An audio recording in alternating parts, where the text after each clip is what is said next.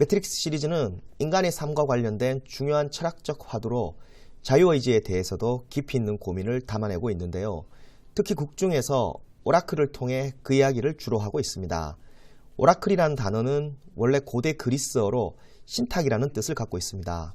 그러니까 판단할 수 없는 어려운 질문에 대한 신의 명료한 답변을 의미하죠. 매트릭스 시리즈에서도 오라클은 가상공간인 매트릭스를 구성하는 제반 프로그램을 관장하는 인물로 현실에서는 대자연 같은 존재라고 생각하시면 될 듯합니다. 실제로 그녀는 극 중에서 새를 비롯해 나무와 바람, 또 일출과 일몰을 관장하는 프로그램도 있다고 말을 하죠. 물론 매트릭스 안에서 말입니다. 아무튼 모든 프로그램이 자기 손안에 있다 보니 그녀는 앞으로 일어날 일들을 대부분 정확하게 예측합니다. 다시 말해 예언자인 셈인데요. 그녀와 네오의 첫 만남 잠시 보겠습니다. I'd ask you to sit down, but you're not going to anyway. And don't worry about the vase. What vase? That vase. 두 번째 만남도 볼까요? Candy? You already know if I'm going to take it? Wouldn't be much of an oracle if I didn't. But if you already know, how can I make a choice? 네오의 질문에서도 느낄 수 있지만 결국 그녀를 통해 영화가 현실의 관객들에게 던지는 질문은 바로 이게 아닐까 싶습니다.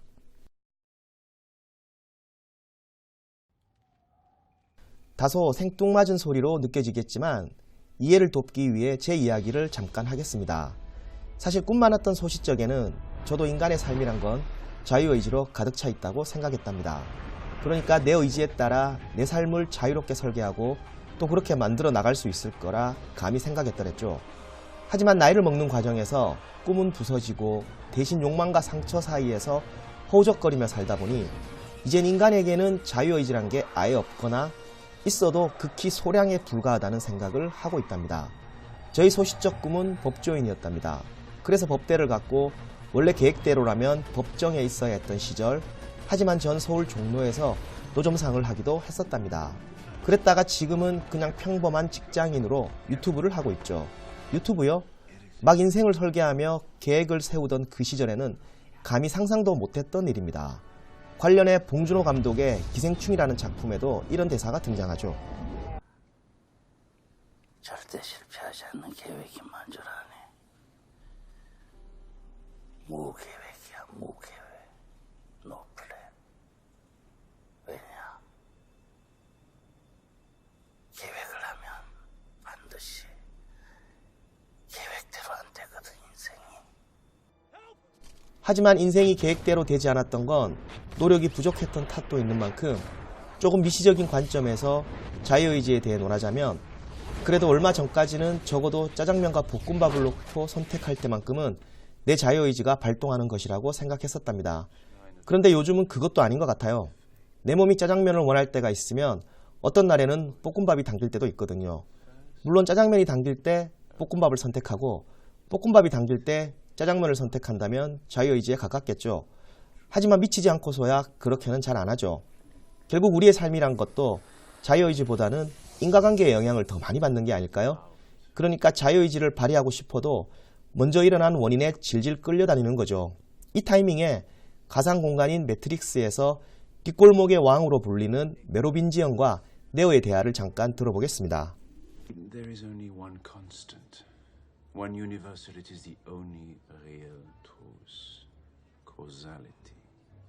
Action, reaction, cause and effect.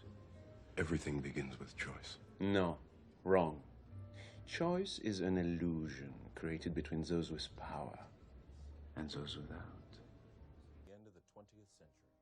가상공간인 매트릭스란 게 일종의 컴퓨터 OS인 만큼 오라클의 말대로 매트릭스는 모든 게 프로그램으로 운영됩니다. 그녀의 말대로 새나 나무, 바람을 관장하는 프로그램도 있고 일출과 일몰을 관장하는 프로그램도 있죠. 그렇다면 우리가 현실이라 부르는 이 세계는 어떨까요? 단도직입적으로 매트릭스 시리즈는 현실의 세계도 사실은 매트릭스처럼 프로그램이 존재한다고 우회적으로 말하고 있답니다. 그러니까 현실에서도 모든 게 프로그램대로 돌아간다는 겁니다. 프로그램이란 게 뭐 별건가요? 본질적인 의미에서 그건 그냥 정형화된 프로세스, 즉 규칙 같은 거죠. 해는 늘 동쪽에서 떠서 서쪽으로 지고 올해 겪은 사계절은 내년에도 변함없이 돌아옵니다. 또 지난 봄에 폈던 그 꽃은 내년에도 비슷한 시기에 피기 마련인데요. 현실에서도 그런 정형화되고 규칙적인 현상들을 일종의 프로그램으로 볼 수 있지 않을까요? 다시 말해 애초에 그렇게 입력된 프로그램으로 볼 수도 있다는 겁니다. 이미 정해진 프로세스대로 흘러간다는 것. 다른 말로는 운명이라고도 하죠. 한편 우리 인간이란 존재도 마찬가지가 아닐까요? 앞서 언급했던 인간은 자유의지보다는 인과관계의 지배를 더 받는다는 이 영화의 가설에 동조하면 우리 인간들도 애초에 입력된 프로그램대로 살게 된다는 뜻입니다. 원인이 있으면 결과가 있듯이 입력이 있으면 출력이 있기 마련이죠. 그리고 모든 인간은 태어나는 순간 입력되는 몇 가지 프로그램들이 있습니다. 흔히들 본능이나 욕망이라 부르는 것들인데요. 의식주에 대한 본능이나 욕망을 비롯해 성욕, 수면욕, 배설욕, 권력욕 등등 제법 많습니다. 살아있는 한 누구도 이 두 가지에서 자유로울 순 없죠. 그러니까 육체와 정신에 동시에 입력된 이들 본능과 욕망 프로그램을 벗어나서 행동하기는 어렵다는 뜻입니다. 또 생물학자인 리차드 도킨스가 쓴 이기적 유전자란 책에도 잘 나와 있지만 인간이라는 존재 자체가 대단히 이기적이죠. 누군가를 사랑할 땐 그래도 이타적으로 변하는 듯 하지만 첫사랑 이후에는 대부분 상대방을 사랑한다기보다는 사랑에 빠져 행복한 자기 자신을 더 사랑하는 게 아닐까요? 다들 비슷하니 결국 이기적이라는 것도 사실 프로그램처럼 입력된 것이라고 볼 수 있지 않을까 싶습니다. 아무튼 컴퓨터 프로그램이 그렇듯 인간이라는 존재도 공통된 본능이나 욕망들로 인해 쉽게 예측이 가능하죠. 물론 겉으로는 다들 아닌 척해도. 그런데 이 같은 본능이나 욕망은 공통값이죠. 그러니까 모든 인간에게 공통적으로 입력되는 프로그램이라는 뜻입니다. 반면 개별적으로 입력되는 프로그램도 있는데요. 살다 보면 변하기도 하지만 행복과 밀접한 관계가 있는 부모의 재산 상황이나 성장 과정, 외모, 성격, 능력, 건강, 정신력, 체력, 살면서 만나게 되는 사람 등등은 개개인마다 다 다릅니다. 다시 말해 저마다 다르게 입력이 되는 개별값인 거죠.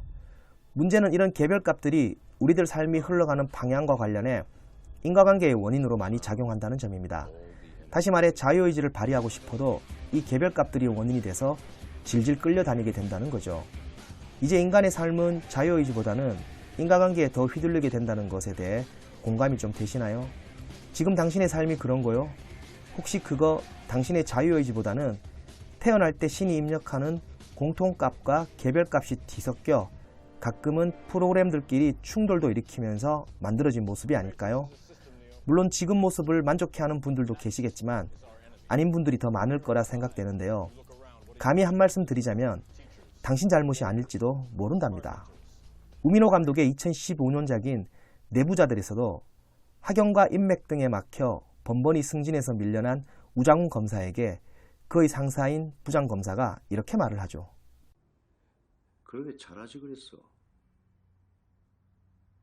아니면 잘 좀 태어나든가.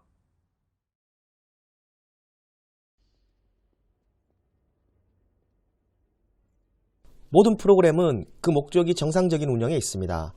프로그램 개발자가 애초에 예상하고 계획했던 대로 흘러가야 하죠. 가상의 공간인 매트릭스에서는 바로 아키텍터가 프로그램 개발자, 즉 매트릭스의 설계자였죠.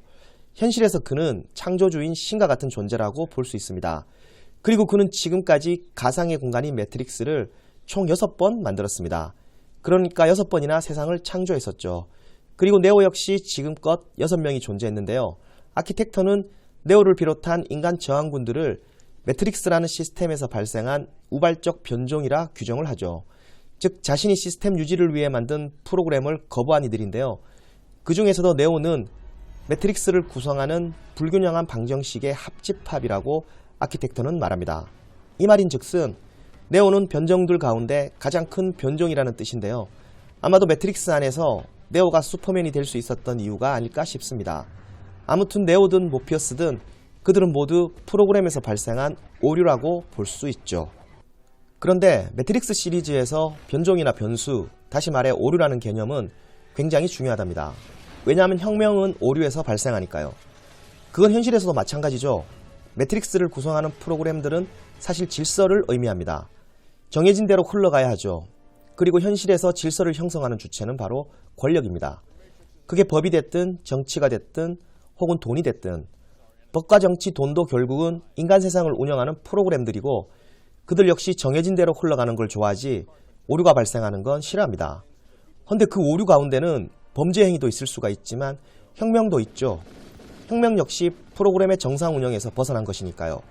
1789년에 일어난 프랑스 대혁명도 기존 시스템의 입장에서는 오류죠. 한편 마지막 편인 매트릭스 3 레볼루션에서 오라클은 네오와 스미스를 같은 존재라고 말합니다. 그러니까 네오의 대칭점에 선 게 바로 스미스라고 하죠. 사실 스미스는 1편에서 네오에 의해 죽었을 때 원래 프로그램대로라면 소스로 복귀해야 했지만 그러지 않았습니다. 오류가 발생한 거였지만 스미스는 그걸 자유를 얻었다고 표현하죠. 아무튼 그 결과 그는 네오처럼 엄청난 힘을 갖게 됩니다. 결국 네오나 스미스나 프로그램을 거부한 오류들이지만 네오가 혁명을 일으키는 빛이라면 스미스는 범죄를 유발하는 어둠이라고 볼 수 있지 않을까요? 현실에서 우리 인간들에게 입력된 프로그램은 앞서 언급했던 자신의 본능이나 욕망에 충실하고 대단히 이기적입니다. 또 죽음을 아주 두려워하죠. 그런데 인간이란 존재는 가끔 그런 프로그램에서 벗어나기도 하는데요. 그러니까 본능이나 욕망, 이기심에서 벗어나 죽음까지 불사하면서 무언가를 지키려 할 때가 있죠. 그 무언가란 건 바로 믿음이나 신념 혹은 희생적인 사랑 같은 정신적인 가치가 아닐까요? 네오도 그걸 통해 결국 기계와의 전쟁에서 평화를 이뤄내죠.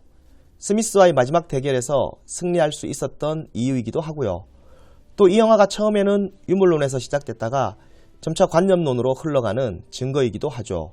시리즈 3편의 마지막 장면에서 네오가 평화를 이뤄낼 줄 알았냐는 셰라프의 질문에 오라클도 이렇게 대답합니다. Did you always know? Oh, no. No, I didn't. But I believed. I believed. 얼마 전에 친구랑 술을 한잔 했는데 그 친구가 뜬금없이 제게 그러더라고요. 요즘 성욕이 없어졌다면서 무성욕자가 되어가는 것 같다고 하더라고요. 그래서 전 남자가 그러면 어떡하냐고 걱정을 했죠. 그랬더니 그 친구가 하는 말이 걱정은 무슨, 더 좋지. 성욕이 왕성할 때는 거기에 집착하다 보니 다른 일을 못했는데 지금은 다른 일을 더 많이 할 수 있게 됐다면서 더 자유로워졌다고 했습니다. 순간 띵 하더라고요. 프로그램에서 벗어나 자유를 얻은 그 친구에게 박수를 보냅니다. 매트릭스의 시리즈의 주인공인 네오는 프랑스어로 새롭다라는 뜻의 접두사랍니다. 결국 네오라는 존재는 시스템화되고 프로그램화된 당신 마음속에 항상 오류처럼 존재하고 있는 가장 찬란한 새로움을 의미하는 게 아닐까요? 그건 때론 사랑일 수 있고 신념이나 믿음일 수도 있을 겁니다. 또 그게 바로 일상이라는 매트릭스에서 벗어날 수 있는 당신의 네오이기도 하겠죠. 그걸 믿어보세요. 당신에게도 아마 혁명이 일어날 겁니다. 이제 마무리를 할 건데요. 매트릭스 시리즈를 여러 차례 다시 보기를 하다 보니 자연스레 매트릭스라는 개념이 확장이 되더라고요. 아주 크게 봤을 때 현실에서 매트릭스는 곧 지구라는 공간 자체가 될 수도 있습니다. 그리고 그 매트릭스는 지금 자본주의라는 시스템이 지배를 하고 있고 인간들은 모두 많이 갖기 위해 그래서 조금이라도 남들 위해 군림하기 위해 치열하게 경쟁을 벌이면서 살아가고 있죠.